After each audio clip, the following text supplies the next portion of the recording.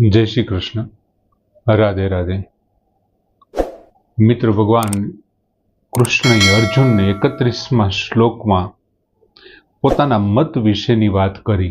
30મા શ્લોકમાં ભગવાને મત આપ્યો કે બધા જ પ્રકારના કર્મ કરી તું મને સમર્પિત કરી દે, અને 31મા શ્લોકમાં ભગવાને એવું કીધું, એક તો તું દોષ દ્રષ્ટિ રહિત થઈ જા, જે ગુણોની અંદર દોષ કાઢવાની વાત છે એમને ભૂલી જા, અને બીજું શ્રદ્ધાવાન, શ્રદ્ધાપૂર્વક તારે આ બધું કરવાનું છે। અને આ બધું શું કરવાનું છે તો કે મેં મતમ ઇદમ, મારો જે આ મત છે તેને નિત્યમ અનુતિષ્ઠંતિ, નિત્યમ અનુતિષ્ઠંતિ, તું કાયમીને રીતે એને અનુસરે, નિત્ય અનુસરણ।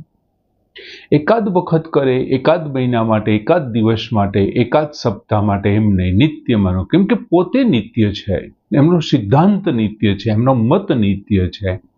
અને હવે ભગવાન કહે છે કે જે દોષ દ્રષ્ટિ રહિત થઈને તું કરે તો આ પ્રમાણેની વાત છે, કર્મ ભીહિ તે અપી મુચ્યંતે, જે લોકો આ પ્રમાણે વર્તન કરે છે તે કર્મના બંધનથી પણ મોક્ષ મેળવે છે, છૂટી જાય છે।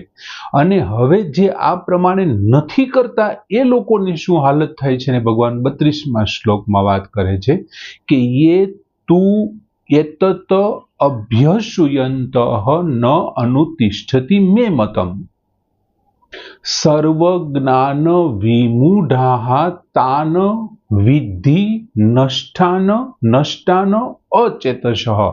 એ એટલે જે, તું એટલે પરંતુ, એતત એટલે આ, અભ્યસુયંત, હવે આપણે અસૂયા એટલે ગુણોની અંદર દોષની દ્રષ્ટિ વાળો, દોષ દેખવા વાળો, અને સુયંત શબ્દ એમાં આવ્યો હતો, હવે અહીંયા છે ત્યાં અનસુયંત હતો, અહીંયા અભ્યસુયંત એટલે દોષ દ્રષ્ટિ કરીને, ત્યાં દોષ દ્રષ્ટિ રહિત થઈને, અહીંયા દોષ દ્રષ્ટિ વાળો, અભ્યસુયંત દોષ દ્રષ્ટિ વાળો, ન અનુતિષ્ઠંતિ મે મત, ત્યાં ભગવાને એવું કીધું હતું કે મેં મતમ નિત્યમ અનુતિષ્ઠંતિ, અહીંયા કે છે ન અનુતિષ્ઠતિ, જે અનુસરતો નથી, કોને નથી અનુસરતો? મેં મતમ, મારા મતને નથી અનુસરતો। મારો મત શું હતો? ત્યાં ભગવાનનો મત શું હતો? તો કે ભગવાને કીધું હતું કે બધા કર્મો તું મને સમર્પિત કરી દે, બાકીનું બધું તું મારી ઉપર છોડી દે। એને બદલે ભગવાન અહીંયા શું કહે છે કે ન અનુતિષ્ઠતિ મેં મતમ, જે મારા મતને નથી અનુસરતો। શું કામ નથી અનુસરતો? તો કે અભ્યસુયંત, દોષ દ્રષ્ટિ કરીને મેં જે મત આપ્યો છે એમની ઉપર એમને ભરોસો નથી, એમાંથી એ દોષ ગોતે છે કે આ તો ખોટું છે, આ વળી શું આવું બોલે છે, શિશુપાલ જેવા થઈ ગયા હે। શિશુપાલે 99 અપશબ્દો કીધા, એનો મતલબ એવો કે 99 કાર્યો કૃષ્ણના એમની સામે ખરાબ જ દેખાણા। કૃષ્ણએ જેટલા કામ સારા કર્યા એ બધા કામ એને ખરાબ દેખાણા, તો જ તમને નવો અપશબ્દ યાદ આવે। તમે જેમ જેમ કાર્ય યાદ કરો છો ને એમ તમે એમના પ્રત્યે અપશબ્દ બોલો છો, જે શિશુપાલ જેવી વૃત્તિ છે યાર। એટલે ભગવાન કહે છે અભ્યુષયંત, દોષ દ્રષ્ટિ કરીને ન અનુતિષ્ઠતિ મે મતમ, જે મારા મતને નથી અનુસર। બીજું શું કારણ શું છે? તો કે સર્વ જ્ઞાન વિમૂઢા, બધા જ્ઞાનથી મોહિત થઈને, બધા પ્રકારના જ્ઞાનથી મોહિત થઈને, તાન એટલે તેઓને, વિદ્ધિ એટલે જાણ, શું જાણ? તો કે નષ્ટાન, નાશ પામેલા, નષ્ટ થનારા જાણ અથવા નાશ પામેલા જાણ, અચેતસઃ એટલે અવિવેકી। હવે શું કહે છે ભગવાન? તું, પરંતુ જે દોષ દ્રષ્ટિ કરીને બધા પ્રકારના જ્ઞાનથી મોહિત થયેલા અવિવેકી લોકો, એતત મેં મતમ ન અનુતિષ્ઠતિ, મારા આ મતને નથી અનુસરતા, તાન તેઓને, નષ્ટાન વિધિ નાશ પામેલા જાણ। ભગવાન અર્જુનને બહુ સરસ આગળના શ્લોકમાં કીધું, જે અનુસરે છે એની ગતિ કેવી છે? તો કે તે કર્માણી અપી મુચ્યંતિ, તેમને કર્મોમાંથી પણ છુટકારો મળી જાય છે। અહીંયા શું કહે છે? ભગવાને વાત કરી કે હે અર્જુન, મયી સર્વાણી કર્માણી સંયમ્ય અધ્યાત્મ ચેતસા, તું અધ્યાત્મ ચેતસ બની અને બધા જ પ્રકારના કર્મો છે ને તું મને સમર્પિત કરી દે, મારે શરણે ધરી દે. હવે ઘણા લોકો આ મત ઉપર શું કરશે? દાખલા તરીકે કોઈ વ્યક્તિ એમ કે ભાઈ તમે બધા તમારી પાસે જે સંપત્તિ છે ને એ તમે મૂકી અને મારે શરણે ધરી અને તમે ત્યાગની ભાવના કરો, એમ ત્યાગ કરી દો. તો સામેવાળો વ્યક્તિ શું કહે છે? એટલે આ તો સ્વાર્થી છે, પોતાના હાટુથી આપણું બધું લઈ લેવા માંગે છે. કારણ કે તમે કોઈને કર્મ આપો છો તો કર્મનું ફળ પણ એમને મળે છે. પેલા નાની નાની છોકરીઓ મોરાકત રહેતી હોય ને ત્યારે એમાં શું થાય, 1-2 દિવસ બીજાનો વદાડ કરીને રહેવાનું ચાલુ કરે અને પછી ન રહી શકે ને ત્યારે શું કરે, એની મમ્મી એને રહેવા લગવે. અને એની મમ્મી જ્યારે ઉપવાસ કરે ને ત્યારે છેલ્લે એમ કે ખરું કે બેટા તારા માટેનું, તારે તું રહી છો, એમને હું સમર્પિત કરું છું, આનું ફળ પણ તને સમર્પિત, મારું ભૂખ્યા રહેવાનું કર્મની સાથે એમનું ફળ તને હું સમર્પિત કરું છું. ભગવાનને શરણે સમર્પિત કરે છે પણ એમનું ફળ પણ એને આપી દે છે. તો ઘણા લોકો શું કરે છે, આ ભગવાન બધા કર્મો લઈ લે છે તો દરેક સ્વાર્થી વ્યક્તિ એવું વિચારે છે કે હું જે કંઈ કરું મને જ બધું મળે, બીજો કોઈ એનો અધિકારી ન હોય, જે સંસારનું બધું સુખ મને જ મળે. તો આ તો ભગવાન તો સ્વાર્થી થયા આવું કહીને કે તારા બધા કર્મો મને આપી દે, સર્વ કર્મ મને આપી દે. બીજું, પોતે પોતાની જાતને સ્વામી ગણે છે, મહાન ગણે છે, એ તો પોતાની જાતને સ્વામી ગણે છે.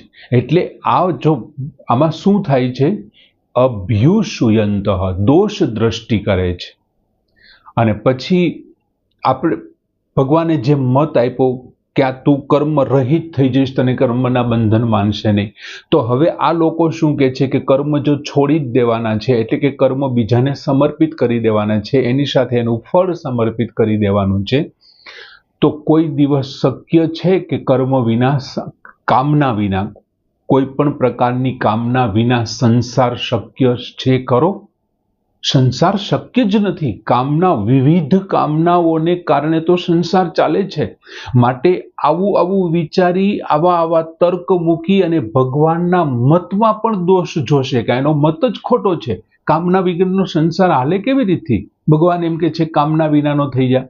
આવ્યો તો ને શબ્દ બીજી લીટીમાં ભગવાનના મતમાં કે નિરાશી, કોઈ પણ જાતની આશા વિનાનો, એટલે કામના વિના. પછીનો શબ્દ આવ્યો તો નિર્મમમ, પછી કીધું ભૂતવા યુદ્ધસ્વ વિગત સ્પૃહ. તો આ લોકો એમ કે છે કામના વિનાનો તો સંસાર ચાલે નહીં, અને કર્મ એ સંસારનું એક અંગ છે. જો સંસાર જ ન હોય તો કર્મ પણ નહીં બચે. તો પછી આ તો મત જ દોષ વગરનો થયો. એને પોતા માટે કર્મ કરવા વાળા ભગવાનના મતને નથી અનુસરતા. એટલે ભગવાન શું કહે છે કે જે મારા માટે હું એમ કહું છું કે મને તું કર્મ સોંપી દે, અને આ વ્યક્તિ માનશે નહીં અને અભ્યસુયંત મારા મતની અંદર દોષ કાઢશે કે આ તો એમને બધું લઈ લેવાની વાત છે, એમની વૃત્તિ ખરાબ છે અને કામના વિના સંસાર ન હાલે. એટલા માટે શું કરે છે, એ ભગવાનના મતને નથી અનુસરતા. એટલે ભગવાને સ્પષ્ટ કહ્યું કે ન મે મતમ અનુતિષ્ઠતી, આવા લોકો મારા મતને નથી અનુસરતા. હવે શું કામ નથી અનુસરતા?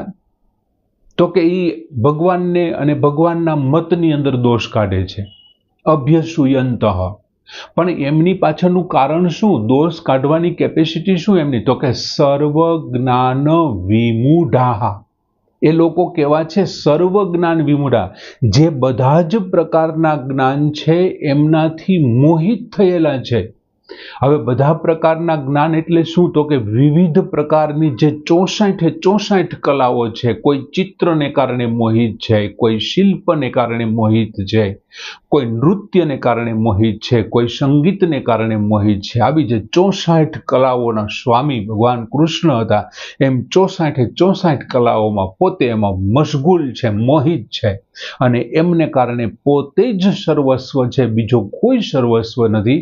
અને 64 કલાઓમાંથી એમની પાસે જે કલા છે એમાંથી એ સુખ ભોગવે છે, વિવિધ પ્રકારના સુખ. દાખલા તરીકે માની લ્યો કે અત્યારે કોઈની પાસે એક સરસ મજાનું ક્રિકેટ રમવાની કોઈ કલા છે, તો એ ક્રિકેટની કલામાંથી એ કરોડો અબજો રૂપિયા કમાય છે. અને એમાંથી વિવિધ પ્રકારના સુખ ભોગ ભોગવે છે. કોઈની પાસે બહુ સારા સંગીતની કલા છે, કોઈ સંગીતનું વાદ્ય છે, કોઈ ગીતનું છે, કોઈની પાસે નૃત્યની કલા છે, કોઈની પાસે ચિત્રની કલા છે.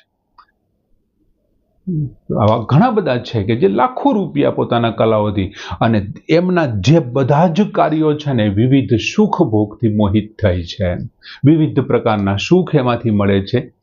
આ ઉપરાંત એ શું કરે છે, એ દેશ વિદેશની વિવિધ પ્રકારની સંસ્કૃતિને જાણવાનો પ્રયત્ન કરે, એના ભૂપૃષ્ઠને, નદીઓને, પર્વતોને, વૃક્ષોને, જંગલોને, એમની લિપિઓ, ભાષાઓ, રિવાજો, કુરિવાજો, આ બધાની અંદર જાણી અને પોતાની જાતને શ્રેષ્ઠ ગણતા હોય કે મને ગમે તેવો પ્રશ્ન કરે હું એમાં શ્રેષ્ઠ, અને એની અંદર રચો પૈચો રહેતો હોય અને હું કરું છું એવી ભાવનાઓ એના મનમાં હોય. નોખી નોખી કલાઓથી એ મોહિત થયા. એટલે ભગવાન કહે છે સર્વ જ્ઞાન વિમૂઢાઃ, બધા જ પ્રકારના જ્ઞાનથી મોહિત થઈ અને મારા મતની અંદર શું કરશે, દોષ કાઢશે, મારા અસ્તિત્વનો સ્વીકાર નહીં કરે, મારો પણ દોષ કાઢશે, મતનો દોષ કાઢશે અને ન અનુતિષ્ઠતિ મે મતમ, મારા મતનું અનુસરણ નહીં કરે. અને ભગવાન કહે છે એ શું કામ આવું કરે છે, તો કે અચેતસઃ, વિવેકહીન છે આ લોકો, એનામાં વિવેક બુદ્ધિ નથી રહી. શેની વિવેક બુદ્ધિ નથી? સત અને અસતને પારખી નથી શકતા, એ સાર અને અસારને પારખી નથી શકતા, એ ધર્મ અને અધર્મને પારખી નથી શકતા. એમના જ્ઞાનથી રહિત છે. ધર્મ શું છે, અધર્મ શું છે, નાશી શું છે, અવિનાશી, શરીર શું છે ને શરીરી શું છે, કર્મ શું છે ને અકર્મ શું છે, વિકર્મ શું છે, આ કોઈ પણ પ્રકારનો અચેતસ એનામાં વિવેક નથી. એને કારણે જે શ્રેષ્ઠ છે એને છોડી દે છે અને જે સામે દેખાય છે, જે નાશી છે એમને પકડે છે, કેમ કે સામે જોઈ શકાય છે. અને એટલા માટે ભગવાન કહે છે જે આવું કરે છે અચેતન છે, વિવિધ જ્ઞાનથી મોહિત થઈ ગયો છે અને દોષની દ્રષ્ટિ કરવાની જેને ટેવ પડી ગઈ છે ને એ બધા લોકો ન અનુતિષ્ઠતિ મે મત, મારા મતને નથી અનુસરતા, તો પછી એમનું શું થાય છે? એટલે ભગવાન કહે છે નષ્ટાન વિદ્ધિ. તાન નષ્ટાન વિદ્ધિ, તાન એટલે તેને, નષ્ટાન વિદ્ધિ નષ્ટ થયેલા અથવા નષ્ટ જ, વિધિ એટલે જાણ, આવા લોકો નાશ પામશે. નષ્ટ થયેલા જાણ, ભલે અત્યારે કદાચ સામે દેખાય પણ એ મૃત્યુ પામશે. કેમ કે 31 અને 32મા શ્લોકમાં આ મતને માનવા ન માનવાની વાત કરી કે એક માનવાથી આવું થશે, બધા જ પ્રકારના કર્મો છે એમના છુટકારો મળશે અને ન માનવા વાળો છે નાશ પામશે એની વાત કરી. હવે માત્ર ભગવાન એમ કે છે મને માને કે ન માને, માત્ર જો મારા મતને અનુસરશે ને તો પણ એમનો ઉદ્ધાર થઈ જશે. પણ માની લ્યો કે કોઈ મારા મતને પણ અનુસરશે અને જો મને માનતો હશે ને તો એમને મારું વાત્સલ્ય, મારો પ્રેમ પણ મળશે અને મુક્તિ પણ પ્રાપ્ત થશે. દાખલા તરીકે માની લ્યો કે પ્રહલાદ છે, એ પ્રહલાદે ભગવાનના અસ્તિત્વનો પણ સ્વીકાર કર્યો અને એમના મતને પણ એમણે સ્વીકાર્યો, એના મતને પણ માન્યો. જે કંઈ કરે છે બધું જ એ કરી રહ્યો છે, બધું એમને સમર્પિત છે, હું કંઈ નથી કરતો. અને એટલે ભગવાને પ્રહલાદને પોતાના ખોળાઓમાં બેસાડીને એમને પ્રેમ કર્યો, ધ્રુવને એટલો પ્રેમ કર્યો. યાર, જે મારા મતને માને છે ને મને માને છે ને પ્રેમ સાથે મુક્તિ, ખાલી મતને માનવા વાળાને ઉદ્ધાર તો થશે જ, પણ આવા જે લોકો છે વિવિધ જ્ઞાનથી જે અંજાઈ ગયા છે અને જે અચેતસ છે, ભગવાન કહે છે જેમને દોષ જ જોવાની ટેવ પડી છે તે લોકો મારા મતને માનતા નથી. આમ બહુ સરસ મજાનો શ્લોક કે એતત અભ્યસૂયંતઃ નાનુતિષ્ઠન્તિ મે મત સર્વજ્ઞાન વિમૂઢાઃ તાન વિદ્ધિ નષ્ટાન અચેતસઃ. શ્લોક પૂર્ણ કરીએ. જય શ્રી